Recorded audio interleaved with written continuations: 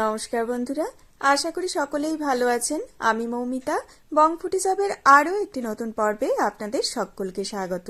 কিছুদিন আগেই দুর্গাপুর থেকে তৃপ্তি বিশ্বাস দিদি এবং দেবযানী চক্রবর্তী দিদি আমার কাছে রিকোয়েস্ট করেছিলেন এগলেস কেকের ভিডিও শেয়ার করার জন্য। আজ তাই আমি আপনাদের সাথে শেয়ার করতে চলেছি এগলেস চকলেট কেকের রেসিপি। বাচ্চাদের স্কুলে টিফিনে হোক বা সকালে বা বিকেলে চায়ের সাথে এই কেক খেতে কিন্তু দারুণ লাগে। আজকের এই ভিডিওতে আমি প্রত্যেকটি স্টেপ আপনাদের সাথে ডিটেলসে শেয়ার করেছি, তাই অনুরোধ রাখবো স্কিপ না করে পুরো ভিডিওটি দেখে নেওয়ার। চলুন তাহলে দেরি না করে এগিয়ে যাওয়া যাক আমার আজকের ভিডিওর দিকে। কেকটিকে বানিয়ে নেওয়ার জন্য প্রথমেই আমি শুকনো উপকরণগুলিকে চেলে নেব। তার জন্য প্রথমেই অ্যাড করছি মেজারিং কাপে 3/4 কাপ পরিমাণে ময়দা, 1/4 cup cocoa powder, 1/4 cup milk powder, 1 table spoon cornflour, 1 teaspoon baking powder এবং 1/2 teaspoon baking soda. Measuring cup বা মেজারিং স্পুনের সেট আপনারা যে কোনো বেকিং এর র ম্যাটেরিয়াল শপ বা অনলাইনে বা যে কোনো বাসনপত্রের দোকানেও কিন্তু ইজিলি পেয়ে যাবেন। আর বেকিং এর ক্ষেত্রে এটি কিন্তু ভীষণই ইম্পর্টেন্ট একটি টুলস। এখানে যদি আপনারা আমাকে জিজ্ঞাসা করেন যে মেজারিং কাপের বিকল্প কি, তাহলে এক কথায় আমি বলবো ওয়েট মেশিন। তবে ওয়েট মেশিন তো সবসময় সবার বাড়িতে অ্যাভেলেবেল থাকে না, তাই বলবো যে মেজারিং কাপটাই এখানে কিন্তু মেজারমেন্টের জন্য সবথেকে বেস্ট। সমস্ত শুকনো উপকরণগুলিকে খুব ভালো করে চেলে নেওয়ার পর একটি হ্যান্ড হুইস্কের সাহায্যে খুব ভালো করে সবকিছু মিক্স করে নিচ্ছি। চেলে নেওয়ার ফলে ময়দা, cocoa powder, baking powder, baking soda, cornflour বা মিল্ক পাউডারের মধ্যে যদি কোনো রকমের লাম্পস থাকে সেটি কিন্তু আর এখানে অ্যাড হবে না। এছাড়াও চেলে নিলে কিন্তু এই শুকনো উপকরণগুলির মধ্যে একটা এয়ার ক্রিয়েশন হয়, যার ফলে কেকটি কিন্তু সুন্দর ফ্লাফি হয়। তারপর সমস্ত শুকনো উপকরণগুলিকে একটি হ্যান্ড হুইস্কের সাহায্যে মিক্স করে নেওয়াটাও কিন্তু ভীষণই জরুরি। এবারে এটিকে আমি একপাশে রেখে দিচ্ছি এবং অন্য একটি বোলের মধ্যে ওয়েট ইনগ্রিডিয়েন্টস গুলোকে রেডি করে নিচ্ছি। প্রথমেই আমি অ্যাড করছি 1/2 কাপ পরিমাণে চিনি, 30 গ্রাম বাটার, তবে বাটারটি কিন্তু এই মুহূর্তে রুম টেম্পারেচারে রয়েছে। একই সাথে অ্যাড করছি 1/4 টিস্পুন পরিমাণে instant coffee powder, 1 teaspoon vanilla essence এবং 3/4 কাপ পরিমাণে গরম দুধ। এই গরম দুধ অ্যাড করার ফলে চিনি, কফি পাউডার, বাটার একে অপরের সাথে কিন্তু খুব তাড়াতাড়ি মিলিয়ে যাবে। খুব ভালো করে সবকিছু একসাথে একবার নাড়াচাড়া করে মিলিয়ে নিচ্ছি। তবে এই মিশ্রণটি পুরোপুরি রুম টেম্পারেচারে আসার পরেই কিন্তু আমি ময়দার যে মিশ্রণটি রয়েছে সেটিকে অ্যাড করব। গরম অবস্থায় কিন্তু ময়দার মিশ্রণটিকে এর মধ্যে কোনো মতেই অ্যাড করা যাবে না। সবকিছু ভালোভাবে মিক্স করে নেওয়ার পর এটিকে একপাশে একটু ঠান্ডা হওয়ার জন্য রেখে দিচ্ছি। আর এই ফাঁকেই আমি যে মোল্ডের মধ্যে কেকটিকে বেক করে নেব সেই মোল্ডটিকে গ্রিস করে নিচ্ছি। এখানে আমি 6 ইঞ্চির একটি কেক টিন নিয়ে নিয়েছি। এর মধ্যে 1 চা চামচ সাদা তেল দিয়ে খুব ভালো করে মোল্ডটিকে গ্রিস করে নিচ্ছি। আমি এখানে রাউন্ড শেপের কেক টিন নিয়ে নিয়েছি, তবে আপনারা চাইলে কিন্তু যে কোনো শেপের কেক টিনের মধ্যেই কিন্তু কেক বেক করে নিতে পারেন। ভালোভাবে কেক টিনটিকে গ্রিস করে নেওয়ার পর এর মধ্যে বাটার পেপার প্লেস করে দিচ্ছি। আর এই বাটার পেপার অ্যাড করার ফলে কিন্তু কেক বেক করে নেওয়ার পর কেকটিকে খুব সহজেই ডিমোল্ড করে নেওয়া যায়। আপনাদের কাছে যদি এরকম বাটার পেপার না থাকে, আপনারা তেল গ্রিস করে নেওয়ার পর একটু ময়দা ডাস্ট করে নেবেন। এতে করেও কিন্তু কেকটিকে খুব সহজেই ডিমোল্ড করা যাবে।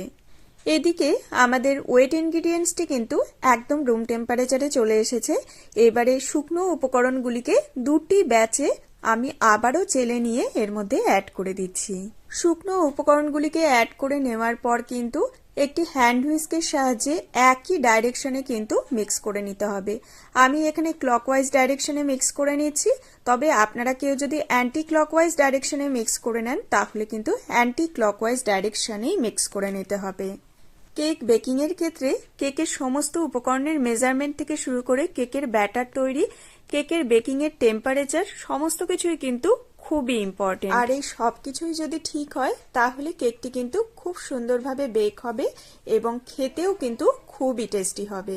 ড্রাই ইনগ্রিডিয়েন্টস গুলোকে ওয়েট ইনগ্রিডিয়েন্টস এর সাথে খুব ভালো করে মিক্স করে নিতে হবে। আর তার জন্য এরকম একটি হ্যান্ড হুইস্কারের ব্যবহার করতে হবে। আর খেয়াল রাখতে হবে যাতে এর মধ্যে কোনো রকমের লাম্পস না থাকে। আজ আমি এখানে কেকটিকে তৈরি করে নিতে বাটার ইউজ করেছি, তবে আপনারা চাইলে বাটারের পরিবর্তে মেজারিং কাপে 1/4 কাপ সাদা তেলও ব্যবহার করে নিতে পারেন।